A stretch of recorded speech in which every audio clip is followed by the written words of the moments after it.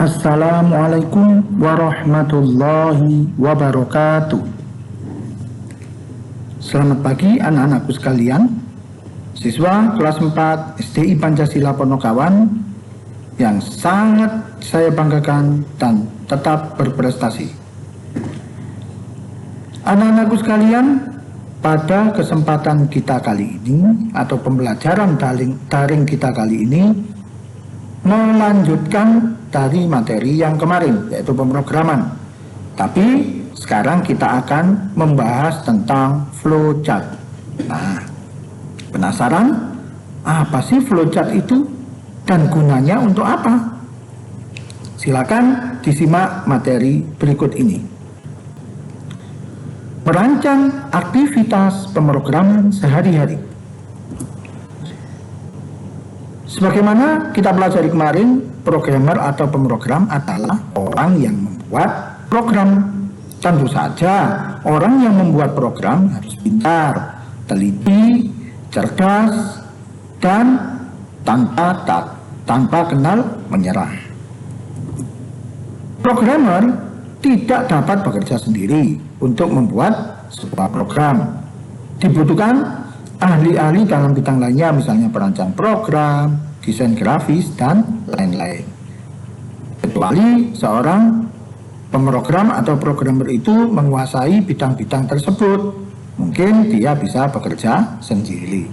Tetapi secara umum programmer itu bekerja sebagai tim atau berkelompok.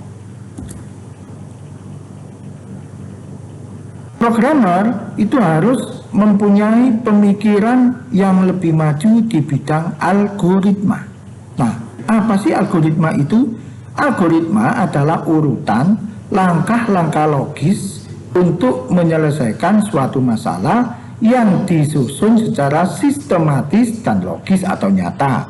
Jadi, langkah-langkah nyata untuk menyelesaikan suatu masalah yang disusun secara sistematis. Sistematis itu apa? Yaitu susunan yang tidak boleh dibalik-balik dan mudah dimengerti. Dalam kehidupan sehari-hari, banyak sekali proses-proses yang mewakili proses algoritma. Baik algoritma bahasa natural, algoritma flowchart, atau algoritma pseudocode. Nah, di sini algoritma ini dapat kita katakan langkah-langkah untuk melaksanakan suatu kegiatan, bahkan menyelesaikan suatu masalah. Disusun dulu secara sistematis, disusun dulu supaya mudah dimengerti, dan tujuan akhir dari kegiatan ataupun masalah itu bisa dicapai.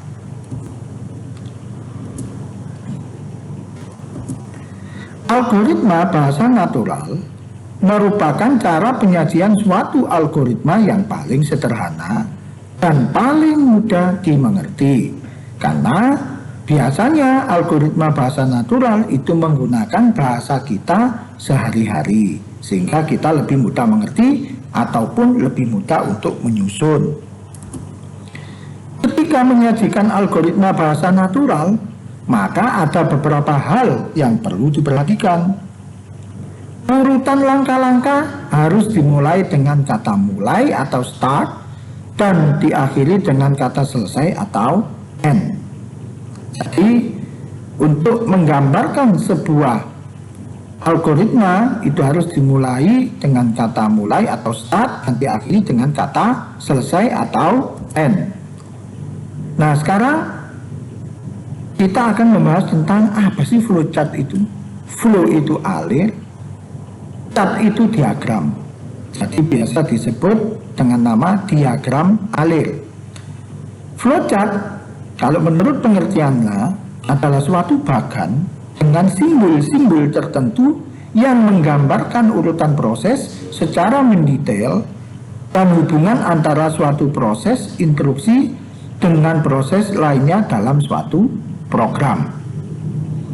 Jadi flowchart itu bagan yang urut mengalir dari atas ke bawah. dengan simbol-simbol tertentu yang mempunyai arti tertentu pula yang menggambarkan proses yang terjadi pada kegiatan tersebut. Dengan adanya perintah-perintah yang dimasukkan sehingga nanti hasil akhirnya didapat sesuai dengan kita inginkan atau kita program. Nah, salah satu contoh bagaimana sih algoritma atau membuat flowchart. Di sini algoritma dan flowchart memasak mie. Kalian pasti suka kan memasak mie? Nah, memasak mie ini ada tata caranya. Sebetulnya kalian sudah bisa memasak mie, tinggal menulisnya sehingga menjadi algoritma dan menggambarnya menjadi flowchart. Ketika kita akan memasak mie, kalau kita masukkan dalam bahasa algoritma, bahasa natural, seperti ini. Pertama, mulai memasak air di panci, memasukkan mie ke dalam panci, memasukkan bumbu-bumbu mie tadi. Wah, sedap. Meletakkan mie di atas mangkok karena sudah termasak di atas mie di atas mangkok, kemudian dihidangkan dan terakhir selesai. Inilah algoritma bahasa natural ketika kita memasak mie. Harus sampai selesai. Jangan hanya memasukkan mie ke panci setelah itu kita tinggal, artinya kita tidak memasak mie. Maka kegiatan memasak mie tersebut akan gagal. Harus sampai terakhir. Kalau kita gambarkan pada flowchart bagaimana? Coba kita lihat flowchartnya bagaimana. Pertama, mulai dengan menggunakan simbol kotak yang ujungnya agak sedikit bulat. Mulai memasak air di panci. Setelah itu proses selanjutnya memasak mie, memasukkan mie ke dalam panci. Kemudian memasukkan bumbu-bumbu, meletakkan mie di atas mangkok, dihidangkan, selesai. Nah, mudah bukan membuat flowchart? Saya kira kalian bisa membuat flowchart dengan langkah mudah ini. Ini sudah dinamakan flowchart atau algoritma bahasa natural. Saya yakin dengan melihat gambar ini kalian pasti sudah bisa membaca bagaimana memulai sampai terakhirnya. Bagaimana anak-anak? Sudah paham membuat flowchart sederhana seperti ini? Oke, untuk menambah pemahaman kalian, kita tambah lagi satu, membuat flowchart ataupun algoritma dengan bahasa natural selanjutnya. Nah, algoritma dan flowchart membuat kopi. Pasti kalian sudah membayangkan, wah bagaimana membuat kopi itu. Pasti anak-anak kelas 4 SDI Pancasila sudah bisa membuat kopi, membuat teh, atau membuat minuman yang sederhana lainnya. Kita tulis algoritma bahasa naturalnya dulu. Yang pertama, mulai, start. Ambil kopi, air panas, cangkir, dan sendok. Selanjutnya, masukkan kopi ke cangkir. Masukkan air panas. Masukkan gula ke cangkir. Aduk selama 1 menit. Kemudian, apakah sudah cukup manis atau kita cicipi? Jika belum, masukkan gula. Jika sudah, hidangkan. Setelah dihidangkan, berarti proses selesai. Ini adalah algoritma bahasa natural. Kalau kita gambarkan dengan menggunakan flowchart, maka hasilnya akan seperti ini. Mulai. Ambil kopi, air panas, cangkir, dan sendok. Kemudian masukkan kopi ke cangkir. Masukkan air panas. Masukkan gula ke cangkir. Aduk selama 1 menit. Kemudian di sini ada simbol yang berbeda seperti ini atau seperti belah ketupat ini. Apakah sudah cukup manis?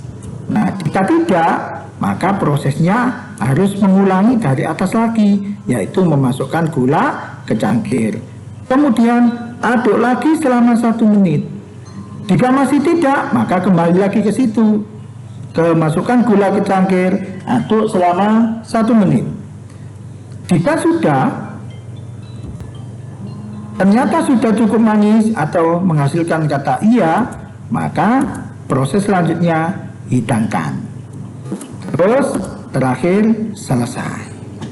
Nah, ini adalah gambaran flowchart membuat kopi tadi. Di sini ada sistem pengambilan keputusan antara ya dan tidak.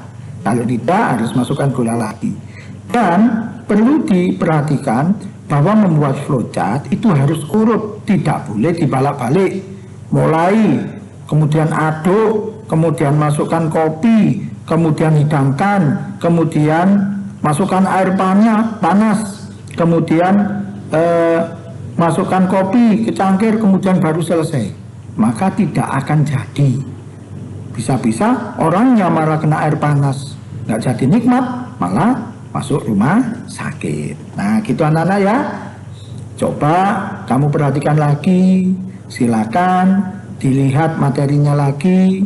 Kamu bisa mencoba di rumah membuat flowchart sederhana dari proses yang kamu alami dalam kehidupan sehari-hari. Misalnya makan, membuat layang-layang, membuat nasi goreng, atau yang lainnya. Sehingga nanti kalian terbiasa dengan berpikir algoritma, yaitu berpikir secara sistematis, di mana nantinya akan berguna pada kehidupan yang akan datang atau masa depan kalian dalam teknologi yang sekarang ini sudah marak digunakan dalam kehidupan sehari-hari. Baik anak-anak, selamat belajar dan jangan lupa kalian untuk berlatih. Semoga bermanfaat dan tetap selalu semangat, jaga kesehatan dan tetap gunakan protokol kesehatan, gunakan masker dan cuci tangan. Sekian, semoga bisa bermanfaat. Saya akhiri. Assalamualaikum warahmatullahi wabarakatuh.